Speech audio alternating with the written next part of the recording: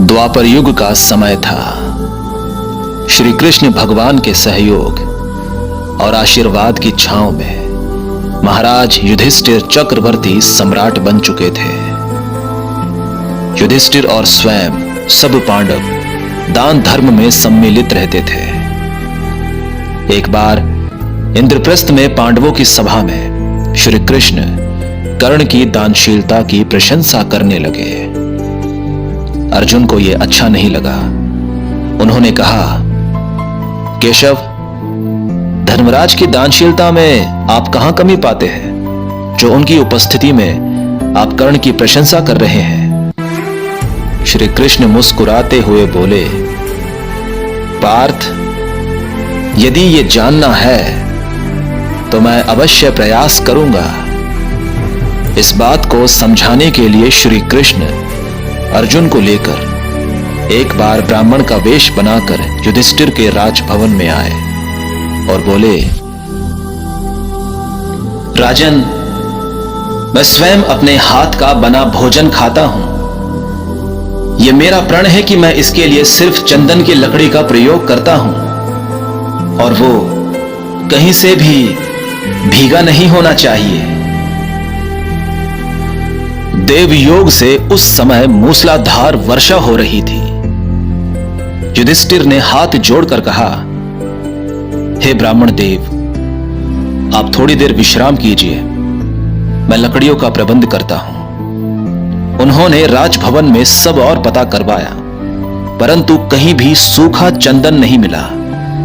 तब उन्होंने नगर में चहुं ओर अपने सेवक दौड़ाए, किंतु संयोग ऐसा कि जिसके पास भी चंदन मिला वो भीगा हुआ। उन्होंने ब्राह्मण देवता से विनती की, हे ब्राह्मण देव, इस समय वर्षा के कारण सूखी चंदन की काष्ठ नहीं मिली। आप कुछ और वस्तु मांगिए जिससे आपका कार्य सिद्ध हो और मुझे भी प्रसन्नता हो। ब्राह्मण ने कहा,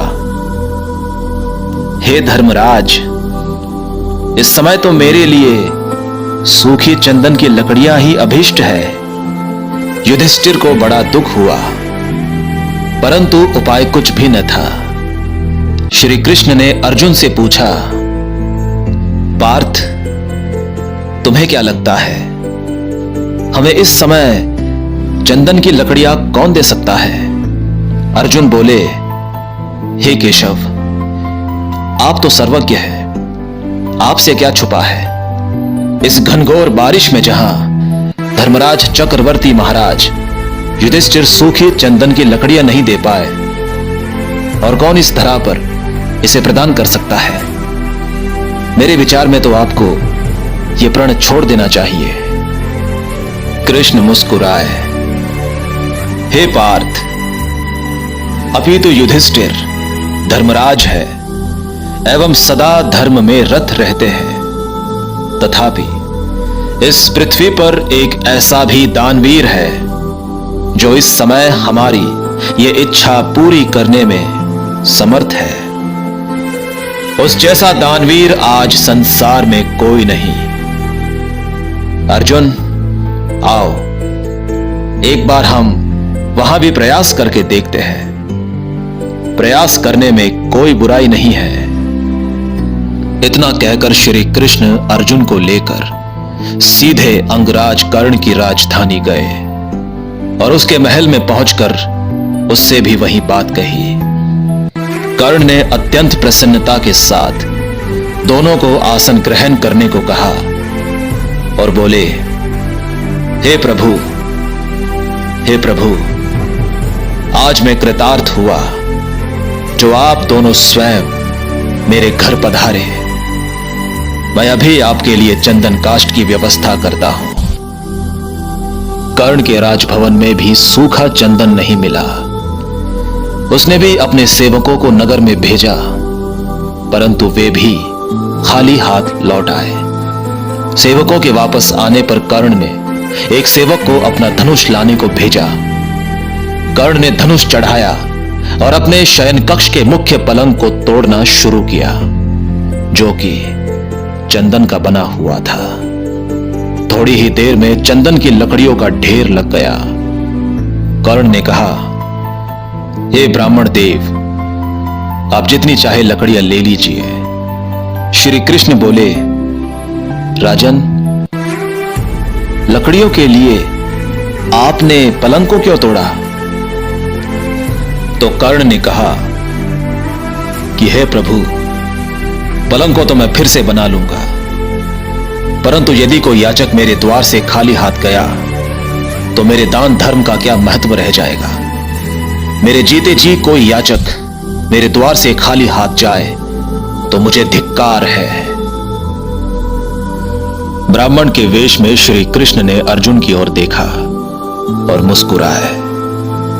कुछ दूर जाकर वे अर्जुन से बोले, हे पार्थ, तुम्हारे राज सदन में भी सारे पलंग चंदन के ही है और दान देने में पांडव कृपण भी नहीं है, परंतु दान धर्म में जिसके प्राण बसते हैं उसी को समय पर स्मरण आता है कि पदार्थ कहां से कैसे लेकर दिया जाए। युधिष्ठिर विचार करके दान धर्म पर स्थित रहते हैं, जबकि कर्ण स्वभाव से ही उदार है। इसीलिए मैंने कर्ण को बड़ा दानी कहा। आज दानशीलता का सूर्य अस्त हो रहा है। जिस दिन कर्ण युद्ध भूमि में गिरे, सायंकाल शिविर में लौटकर श्री कृष्ण खिन्न मुख बैठ गए। अच्युत, आप उदास हो? इतनी महानता क्या कर्ण में है? अर्जुन ने पूछा। चलो अर्जुन, उस महान दानवीर के अंतिम दर्शन कराए। तुम दूर से ही देखते रहना। श्री कृष्ण उठे। उन्होंने वृद्ध ब्राह्मण का रूप बनाया। रक्त के कीचड़ से सनी, शवों से पटी, छिन्न भिन्न अस्त्र शस्त्रों से भरी युद्ध भूमि में गिद्ध सियार घूम रहे थे।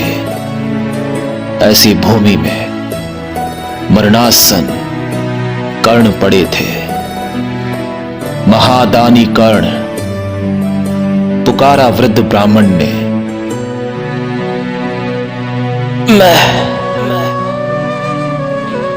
मैं यहां हूं प्रभु। किसी प्रकार पीड़ा से करहाते हुए कर्ण ने कहा, हे दानवीर, तुम्हारा सुयश सुनकर थोड़े धन की आशा से मैं यहां आया था। ब्राह्मण ने कहा,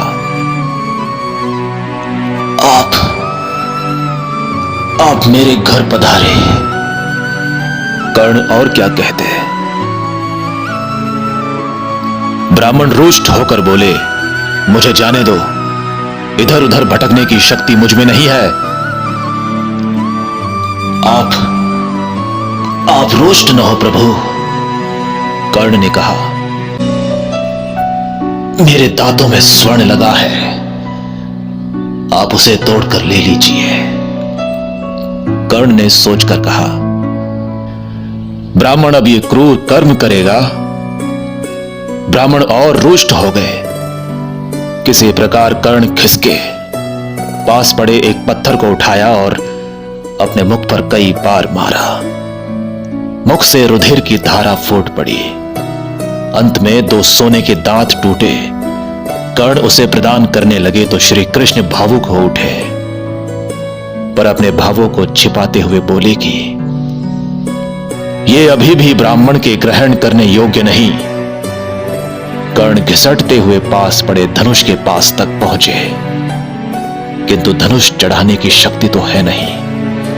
क्या करें? मरणासन अत्यंत आहत कर्ण ने हाथ तथा घायल मुख से धनुष चढ़ाकर वरुणास्त्र का संधान किया। जल प्रकट हुआ। उससे दांत धोकर कर्ण फिर ब्राह्मण के पास आए। हे ब्राह्मण देव, अब यह स्वर्ण अपवित्र नहीं, कृपया इसे स्वीकार करें। श्री कृष्ण अब और छुपे न रह सके, प्रकट होकर बोले, कर्ण, तुम धन्य हो। इस संसार में तुम्हारे सदृश दानवीर न हुआ है न होगा। कर्ण ने श्याम सुंदर के चरणों पर सिर रखकर देह त्याग दिया। आकाश में दुदुम्भी नगाड़े बजने लगे। अर्जुन स्तब्ध दूर खड़े थे। श्री कृष्ण जब समीप आए तो वे बोले, केशव, आपका कथन सत्य है। सच में अंगराज कर्ण के समान महान दानवीर कोई नहीं।